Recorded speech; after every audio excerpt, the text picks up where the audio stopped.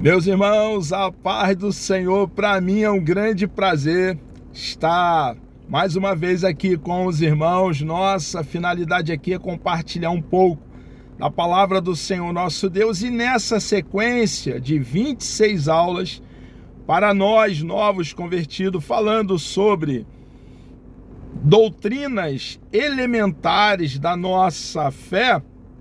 Chegamos aqui hoje na aula de número 11, onde vamos, irmãos, falar das ferramentas que o nosso Deus disponibiliza para nós, a igreja, nós que cremos em Cristo de todo o coração, enquanto nós estivermos aqui em peregrinação no planeta Terra. Nós teremos disponíveis uma promessa que foi feita pelo nosso Senhor e Salvador Jesus Cristo, de nos dotar de poder, de nos batizar com o Espírito Santo, com a evidência inicial do falar em línguas, e também a maravilhosa e preciosa manifestação dos dons espirituais com o escopo da igreja. A finalidade, o alvo é a edificação da igreja. Igreja que tem por cabeça o nosso Senhor e Salvador Jesus Cristo, Salvador do corpo, que é a sua própria igreja, da qual nós, cada um de nós que cremos em Cristo de todo o coração, somos membros e cumprimos aí a nossa missão no corpo. Irmãos, hoje vamos falar sobre os dons do Espírito Santo. Quero ler aqui com os irmãos 1 Coríntios capítulo 12, versículo 1, que diz assim: acerca dos dons espirituais, não quero, irmãos, que sejais ignorantes. Havia uma preocupação com o apóstolo Paulo de que a igreja que estava na cidade de Corinto não estivesse desprovida de conhecimento também a respeito dos dons espirituais. Essa doutrina preciosa, irmãos. E os dons espirituais são ferramentas, reitero, para uma fixação da verdade que jamais será removida. Vai ficar bem claro para nós como o apóstolo Paulo tratou a respeito da atualidade dos dons espirituais, e vai ficar bem claro para nós como ele lidou com esse assunto de extrema importância. E nós, irmãos, precisamos buscar o batismo com o Espírito Santo, com a evidência inicial do falar em línguas, e também buscar os dons do Espírito de Deus. E o Espírito de Deus, a terceira pessoa da Santíssima Trindade, Deus, ele distribui de acordo com a sua própria vontade para o propósito e a finalidade da edificação da igreja. Distribui então os dons espirituais. Irmãos, que assunto rico! Os dons espirituais formam a base do crescimento espiritual e capacitam o crente para o serviço. Então, irmãos, os dons espirituais são capacidade sobrenatural dada pelo próprio Deus para o desenvolvimento, crescimento, amadurecimento e a edificação do corpo de Cristo, que é a sua amada igreja. Seu exercício é fundamental, é indispensável, irmãos, tanto na adoração como na edificação da igreja. Eles podem ser classificados em 3 grupos, e aí, teologicamente, fazemos essa classificação em 3 grupos. Primeiro, os dons de revelação, que dentro dessa classificação está a palavra da sabedoria, a palavra da ciência e o discernimento dos espíritos. E segundo, os dons de poder. Dentro dessa classificação está a fé, os dons de curar. Observe que no grego está no plural, como está aqui, dons de curar e operação de maravilhas. E o terceiro, irmãos, dons de inspiração. Nessa terceira classificação está profecia, variedade de língua e interpretação de línguas. Dons de revelação são assim chamados porque concede ao crente poder para o saber. Nos dá, então, clareza, tira a cortina, puxa o véu. Ou seja, recebemos o Espírito Santo, informações e revelações de forma sobrenatural, com a finalidade de tornar-nos capazes de conhecer o pensamento divino e a intenção dos opositores da obra divina, em certos momentos ou para fins específicos.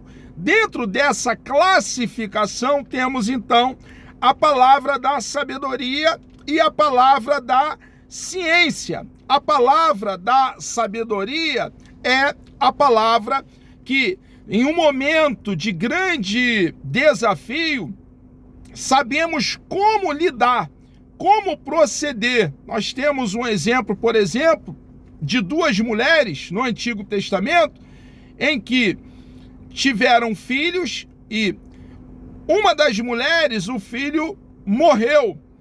E ambas, irmãos, trouxeram um bebê, o bebê vivo, dizendo para o rei Salomão que eram a mãe do bebê. Uma dizia, o filho é meu, e a outra, o filho é meu.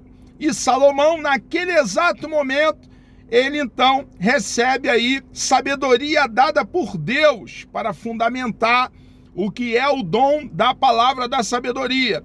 E ele pede uma espada e ele diz que cortaria o bebê e daria uma parte para uma mamãe e outra parte para outra mamãe. E a mãe verdadeira falou, não, parafraseando o texto, minhas palavras, não, meu senhor, dê o filho para ela, não corte o bebê. E ele então ali naquele momento disse, você é a mãe. Claro que eu estou parafraseando o texto. O texto não diz exatamente assim, mas está claro essa verdade. Ali então há um calcamento, uma fundamentação da palavra da sabedoria. Temos também a palavra da ciência, quando o nosso Deus nos dá conhecimento de algo oculto, que de outra forma jamais conheceríamos. Jesus, por exemplo, naquela conversa com a mulher ali samaritana, no poço que fora cavado por Jacó, ele diz, disseste bem, porque tiveste 5 maridos e o que você tem não é seu. Palavra, então, da ciência, que é também um dom dado por Deus, disponível para nós, a igreja. É o que nós, da Assembleia de Deus, dizemos o dom da revelação, não tem problema, mas, teologicamente, é a palavra da ciência. Discernimento de espírito. Em dado momento, o apóstolo Paulo estava ali na cidade de Éfeso e uma menina dizia por algum tempo, ali vai verdadeiros homens de Deus. E em dado momento, Paulo, então, ele através do dom de discernimento de espírito, percebe que era o espírito maligno que agia ali naquela jovem, naquela moça. E ele então, em nome de Jesus, repreende aquele espírito imundo. Irmãos, como é necessário o dom de discernimento de espírito em nossos dias atuais, onde, infelizmente, algumas manifestações demoníacas dentro de alguns dos nossos arraiais, nos nossos acampamentos, dentro da igreja, como se fosse manifestação do Espírito de Deus, sendo o diabo, sendo de procedência do inferno. E alguns desprovidos do dom do discernimento de espírito, manda fechar os olhos e dizendo: olha, é mistério, é Deus quem está atuando, quando na verdade são demônios, pessoas girando com a mão, os dedos enrijecidos, com a mão para trás e dando gargalhada. Irmãos, manifestações diabólicas, demoníacas, e nós precisamos, irmãos, do dom de discernimento de espírito. Irmãos, dentro da classificação também temos os dons de poder, temos os dons de curar. Onde o nosso Deus, embora saibamos que ele não cura a todos, ele cura de forma milagrosa. Claro que nós reconhecemos o lugar da medicina e tivemos um escritor bíblico, o Lucas, que escreveu o evangelho que tem o seu nome, e também o livro de Atos dos Apóstolos, foi doutor, foi médico, e nós reconhecemos então o lugar da medicina. Quando, por exemplo, nós oramos por uma pessoa que porventura, um exemplo, esteja com alguma doença, um câncer ou alguma outra doença, e às vezes até em estado terminal, e Deus cura essa pessoa através do dom de curar sem uma intervenção humana, a nossa recomendação coerente e equilibrada é que essa pessoa retorne ao médico que constatou o problema, a doença. Faça uma bateria de exame novamente durante meses, e só quem tem autoridade de dizer que essa pessoa está curada é o médico, o profissional capacitado para tal. E de posse dos novos exames, constatando pela medicina a cura, o médico vai dizer o quê? Olha, eu não sei o que aconteceu, mas você tinha o problema, mas não tem mais. Essa irmã, esse irmão vem até a igreja e com os exames anteriores que constatavam o problema, e agora com os exames posteriores, os exames atuais que constatam a cura, dá então o seu testemunho. É de procedência demoníaca, diabólica e até do inferno dizer para uma pessoa que ela está curada e que ela deve jogar os seus medicamentos fora. Existem algumas seitas dita evangélica que de evangélico e de bíblico não tem absolutamente, radicalmente nada, que oram pela pessoa e mandam essa pessoa jogar os remédios fora. Nós não temos autoridade para agir dessa forma. Não é bíblico. Essa pessoa, ela joga os remédios fora e depois de alguns meses, por não ter sido curada, morre, vem a óbito. A Bíblia deixa bem claro, quando Jesus ele cura um leproso, ele diz: mostrai ao sacerdote, oferecei lá a oferta que Moisés determinou na lei. O sacerdote, naquela ocasião ali no primeiro século, ele era uma autoridade também sanitária. Então, aquele sacerdote que um dia constatou a lepra, somente ele tinha autoridade para constatar a cura. E hoje, irmãos, nós temos o médico. Nenhum de nós, irmãos, temos autoridade para, uma vez que um médico, através de exame, diz que tem um problema, nós dizermos que esse problema não existe mais.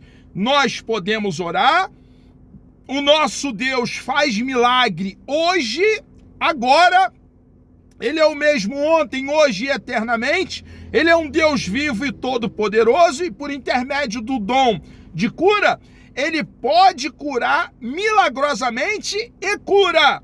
Mas quem tem autoridade para constatar essa cura é a medicina. Então, irmãos, nós, de posse do nosso manual, do rolo sagrado, das sagradas letras, precisamos ser coerente com a palavra do nosso Deus. Oramos crendo que o nosso Deus cura, faz sinais, milagres, prodígios e maravilhas. E uma vez que o nosso Deus fale conosco, esse irmão, essa irmã está curada, a orientação para o irmão, para a irmã, é fazer uma bateria de exame e o médico, o profissional que estudou, somente ele tem autoridade para poder então dizer, olha, eu constato que está curado. O nosso Deus, irmãos, ele também nos dá uma fé robusta, uma fé de qualidade. É a fé, irmãos, que em um momento de grande dificuldade, que o cenário diz que não, nós continuamos crendo no nosso Deus, que o nosso Deus, ele é um Deus vivo, todo-poderoso, e que em fração de segundo ele muda todo o quadro. A fé sobrenatural conduz cada um de nós a crer no nosso Deus, irmãos, sem nenhuma poeira de dúvida. Também temos os dons de inspiração, o dom de língua e de interpretação. A Bíblia faz menção das línguas estranhas como sinal do batismo no Espírito Santo e também como uma concessão especial, chamada de variedade de língua ou simplesmente dom de língua, para que este edifique a igreja. É necessário que haja interpretação, caso contrário, só a pessoa que fala se edifica. O dom de interpretar, portanto, complementa o dom de variedade de língua e deve seguir a esta manifestação para que toda a igreja seja edificada. Irmãos, nós devemos ter equilíbrio, entendendo que o nosso espírito, observe que não é o Espírito de Deus, o Espírito de Deus é o próprio Deus, é o nosso espírito, está sujeito a nós. Claro que o Espírito de Deus, sendo o próprio Deus, Deus não está sujeito a nós. O nosso espírito está sujeito a nós e nós precisamos ter equilíbrio, coerência, ordem. E Paulo também trata desse assunto colocando ordem ali no exagero que estava ocorrendo com relação aos dons espirituais na igreja que estava na cidade de Corinto. Mas o mesmo Paulo, irmãos, para corrigir possível resvalar para outros extremos, ele afirma dessa forma: não proibais falar em línguas. Então, irmãos, nós precisamos ter a coerência e nenhum de nós, por mais autoridade espiritual que tenhamos, observe que é uma doutrina de Deus. Paulo mencionou, não temos autoridade para proibir uma pessoa, um irmão, uma irmã, de falar em línguas. Eu vou reiterar o texto para uma afixação da doutrina, da verdade. No final do capítulo, Paulo diz, não proibais falar em línguas. Então, precisa haver uma ordem, precisa haver uma coerência e um equilíbrio. Mas nós, irmãos, não podemos suprimir o dom dado pelo nosso Deus. Também dentro dessa classificação dos dons de inspiração, o dom de profecia. Profetizar como dom é falar aos homens em nome de Deus, com a finalidade de edificar, exortar e consolar. Irmãos, o dom de profecia não tem absolutamente, radicalmente, nada a ver com a confissão positiva. A confissão positiva é deletéria, é danosa, é nociva, é morte na panela. Nós devemos ter cuidado, irmãos, porque a profecia genuína, não falsificada, ela não é formatada em nós. Ela nasce em Deus e passa por nós. Nós somos o canal, o instrumento, o vaso de barro. Nenhum de nós temos autorização dada por Deus para formatar profecia. Por que algumas ditas profecia não se cumprem? Porque não são profecia. São confissão positiva. E confissão positiva não é profecia. A profecia é quando nós estamos falando em línguas e falando em mistérios dados por Deus, começamos a falar então no dialeto local, no nosso caso, português. Uma mensagem para a igreja na sua coletividade ou para um membro da igreja individual. Ou quando Deus está nos usando em língua e Deus então começa a usar um outro irmão, uma outra irmã, com o dom de interpretação de línguas e o que nós falamos em mistério, esse irmão começa então com o manifestar do dom da interpretação de língua a falar no idioma local. Isso é profecia. Nasce em Deus, não na vontade do homem. Não é formatada por nós. Nasce em Deus, passa por nós para atingir um propósito pré-estabelecido por Deus. Podem inventar o nome que quiser, palavra profética, o nome que quiser, a roupagem que quiser para essa podridão, essa lama da confissão positiva. Porém, biblicamente, profecia não é confissão positiva. Confissão positiva nasce nos hereges atuais e essa doutrina foi formatada nos Estados Unidos. Existe um livro precioso do Hank Hanegraaff, Cristianismo em Crise, que vai trazer a origem dessa podridão.